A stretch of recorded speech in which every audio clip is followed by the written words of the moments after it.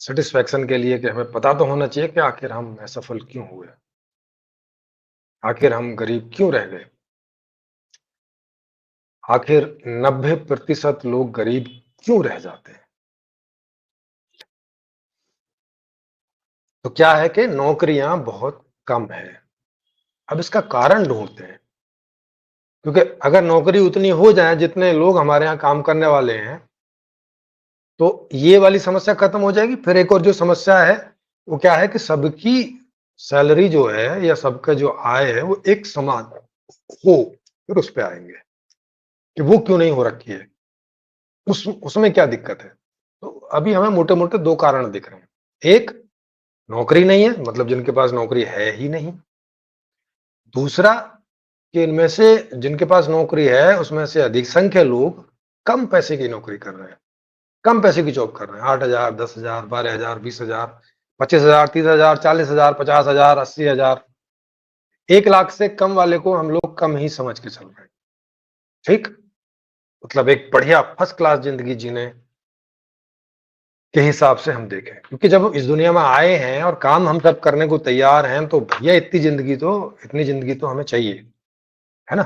यूं ही मर जाए कोई मतलब नहीं है इस बात का। तो के मांग पे जो ये कंडीशन लगा रखी है कि भैया बिना पैसे के मांग नहीं कर सकते। अब जब मांग ही नहीं करते हो तो उसका प्रोडक्शन नहीं होता, उसकी आपूर्ति नहीं होती, और इसी को गरीबी बोलते हैं कि आपको अर्थशास्त्र के बाहर बिठा दिया।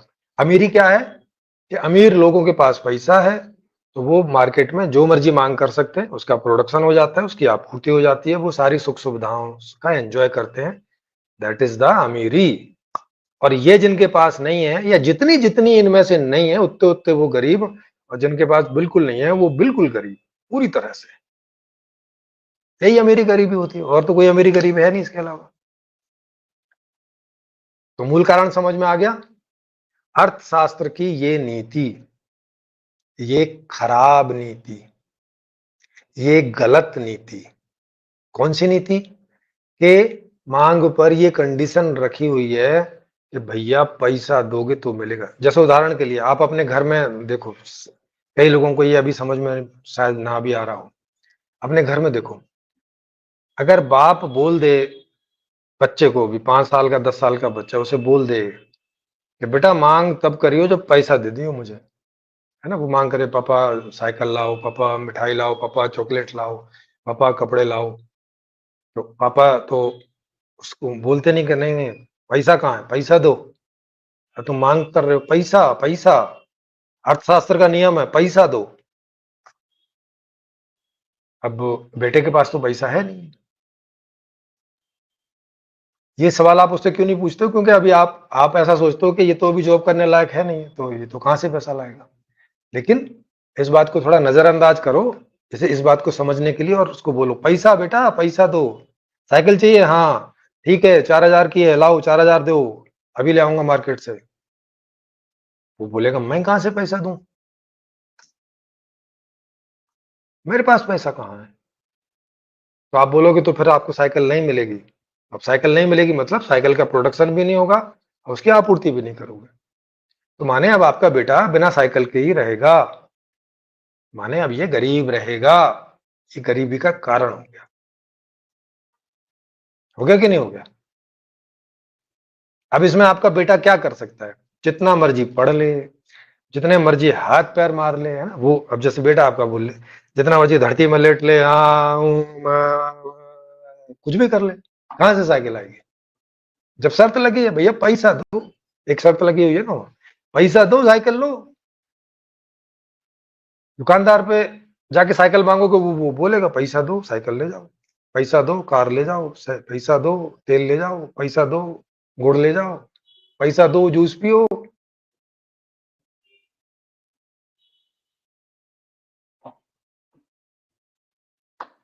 इसलिए जब तक अर्थशास्त्र में ये नियम, ये नीति लगी रहेगी कि बिना पैसे के आप मांग नहीं कर सकते, तो 80 से 90% जनता इस अर्थशास्त्र से बाहर बैठी रहेगी।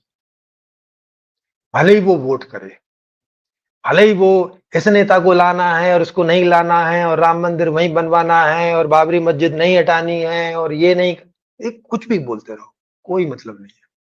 आप उस देश के नाम के नागरिक हो बस। उस देश में आपका कुछ है नहीं, इस नियम के कारण, इस नीति के कारण। समझ रहे हो? अब दूसरी बात कि भाई जिन लोगों के पास जॉब है भी, तो उनमें से अधिकांश लोगों के पास जॉब 8,000 की, 3,000 की, 5,000 की, 10,000 की, 15,000 की, 25,000 की, 40,000। ऐसा क्यों है? काम तो सब कर रहे हैं ना भाई, 8 घंटे 10 घंटे सब लोग काम कर रहे हैं, फिर ऐसी जॉब क्यों? बैंक में जो मैनेजर है उसकी 1.5 लाख 2 लाख की तनख्वाह, और वहां एटीएम में जो जो एक सिक्योरिटी गार्ड लगा रखा है उसकी 12,000 रुपए तनख्वाह। ऐसा क्यों? क्यों? ये किस नियम के हिसाब से? क्या हमें गार्ड की कम जरूरत है? क्या हमें मैनेजर की ज्यादा जरूरत है? नहीं, हमें तो दोनों की जरूरत है भाई। गार्ड नहीं होगा तो एटीएम लूट जाएगा, और मैनेजर नहीं होगा तो ढंग से मैनेज नहीं होगा। हमें तो माने समाज को तो दोनों की जरूरत है, माने बैंक को तो दोनों की बराबर जरूरत है। फिर वो मैनेजर को 1.5 लाख और उसको 12,000 क्यों देता है? इसके पीछे का गणित समझोगे? इसके पीछे का गणित, इस अर्थशास्त्र का एक नियम कि मांग और आपूर्ति के आधार से वस्तु अथवा आदमी का माने श्रम का मूल्य तय होगा। ये नियम है। और कौन सा नियम है वो? कि जिस काम को करने वालों की संख्या ज्यादा होगी और काम है कम, तो उसकी जॉब की सैलरी होगी बहुत कम। जैसे सिक्योरिटी गार्ड का काम करने वालों की संख्या है बहुत ज्यादा, इतने इतने हमारे पास सिक्योरिटी गार्ड की जॉब नहीं है जितने लोग सिक्योरिटी गार्ड की जॉब करने को तैयार हैं। ऐसा समझो कि जॉब है हमारे पास 10,000, ऐसे उदाहरण के लिए, और 1 लाख से भी ज्यादा लोग काम करने के लिए तैयार हैं। तो अब क्या होगा इसमें कि आदमी जो तैयार हैं उनके श्रम का मूल्यांकन गिर जाए, कम हो जाएगा। क्या हो जाएगा उनका कि हाँ भाई 12,000 में नौकरी करनी है, अब आदमी हाँ ही करेगा, क्योंकि ना करेगा तो 12,000 भी गए, क्योंकि पीछे लाख लोगों की भीड़ भीड़ लगी हुई है। मैं नहीं करूंगा, दूसरा कर लेगा। तो वो बार्गेन नहीं कर पाते, है ना? वो बार्गेनिंग नहीं कर पाते कि ना ना मैं 1 लाख से कम में नहीं करूंगा। वो बोलेगा चलो बाहर का। अगर कोई लेबर की का काम करने आया या कोई सिक्योरिटी गार्ड का काम करने आया और उन्होंने बोला कि भैया 1 लाख से कम में नहीं काम करूंगा, साइड हो। दूसरा, हाँ भाई तुम, मैं 99 में कर दूंगा जी, हाँ चल तू भी साइड हट। हाँ भाई तीसरा, मैं 98 में कर दूंगा जी, चल तू भी हट। ऐसे करते करते सबसे कम में जो तैयार हो जाएगा उसे वो जॉब मिल जाएगी, या उन लोगों को वो जॉब मिल जाएगी। इसीलिए जो ऐसी जॉब है जिन्हें उतने कम करने में भी लोग मजबूर हैं, तो उस जॉब की जो सैलरी है वो गिर जाती है। और ऐसी जॉब जिसमें पढ़ाई लिखाई अच्छी चाहिए, क्योंकि अब अधिकांश लोग पढ़ नहीं पाते हैं, क्योंकि ना उतने स्कूल हैं, ना उनकी स्थिति है कि वो पढ़ लिख पाए, ना कुछ कर सकें ऐसा, है ना? तो अब जो लोग इतनी उतनी योग्यता और वो सब अवेलेबल कर पाते हैं, तो वो इससे कम में जो ये जॉब करने को तैयार होते नहीं, क्योंकि क्या करेंगे भैया, एमबीए की डिग्री ली है, वो सब किया है, उसमें लाखों रुपए खर्च किए हैं, तो वो 12,000 में तैयार होगा नहीं। नहीं तो अगर मैनेजर वाली पोस्ट के लिए भी अगर लाखों की संख्या में वहां लाइन लग जाए, तो इसकी भी जॉब गिर जाए, इसके भी वो गिर जाएगी सैलरी। पर ऐसा हो नहीं पाता। क्यों नहीं हो पाता? क्योंकि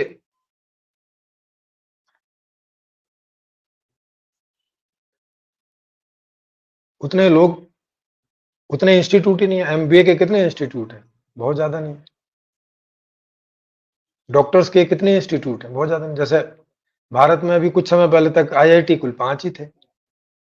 जहाँ से इंजीनियर लोग निकलते थे सरकार के। अभी कुछ 2, 4, 6 और पता नहीं कितने खुल गए हैं। तो सीट ही लिमिटेड होती थी, ज़्यादा लोगों को मौका ही नहीं मिलता था। ऐसा नहीं कि बहुत सारे लोग योग्य नहीं इस बात के, नहीं, लेकिन उन्हें मौका ही नहीं मिलता था, तो इस तरह की योग्यता वो प्राप्त नहीं कर पाते थे। तो फिर और जो सरकारी जॉब है वो उन्होंने अपने हिसाब से सेट कर रखी है कि भाई चपरासी को 30,000 देंगे, 35,000 देंगे, भले ही वही काम अगर प्राइवेट से करा रहे हैं तो उसको 10,000 दे रहे हैं, 12,000 दे रहे हैं, सरकारी में उसको 35,000, 40,000 दे रहे हैं, दूसरी सुख सुविधाएं भी दे रहे हैं। वो उन्होंने अपनी मोनोपोली कर रखी सरकार ने वहां पे, इसलिए। नहीं तो अगर वो सरकार के सारे विभाग भी प्राइवेट कर दिए जाएं तो उनको भी 12,000 ही मिलेगी उनको, और कोई दूसरी सुख सुविधाएं भी नहीं मिलेंगी। समझ गए ये अंतर क्यों कर रखा है? ये भी इसी अर्थशास्त्र की खराबी की वजह से।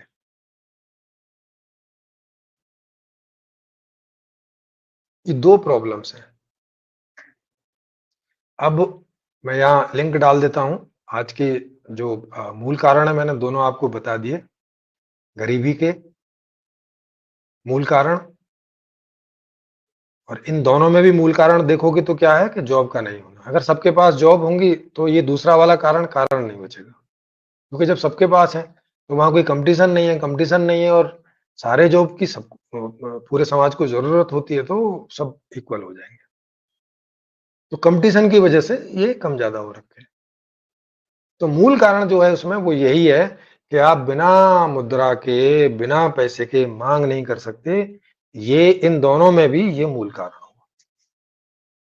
तो मूल कारण मैंने बता दिया। अब मैं यहाँ पे आपको लिंक डाल देता